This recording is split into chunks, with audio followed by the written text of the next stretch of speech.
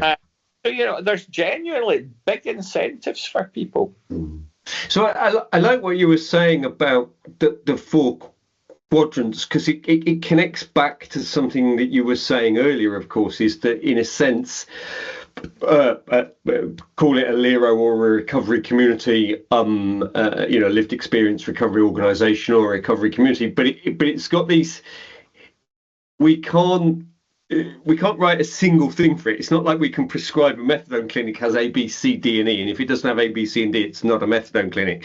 But what we can say is, if you don't have some of these characteristics, which I think is what's trying to come through in these conversations we're having, that you must have some of these things. And you're absolutely right. No recovery organisation, if it doesn't have, in the broadest sense, mutual aid, that can be 12-step if that suits people, but it can also be other choices. But it does have to be mutual aid, absolutely, in the broad sense. And then, like you say, if it doesn't have a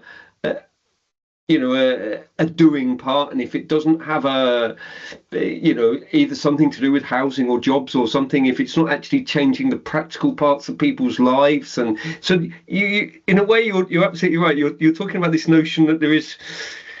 Oh, look, I love that. I would hate if there was ever to be like an orange guidelines book for recovery. I've tried that, and it just strikes me as it shows how little they understand about the process. And I was really grateful the other day that someone allowed me to do another presentation on recovery and allowed me to just rephrase that phrase I actually wrote for you all those years ago, that I just think commissioning and recovery don't belong together, basically.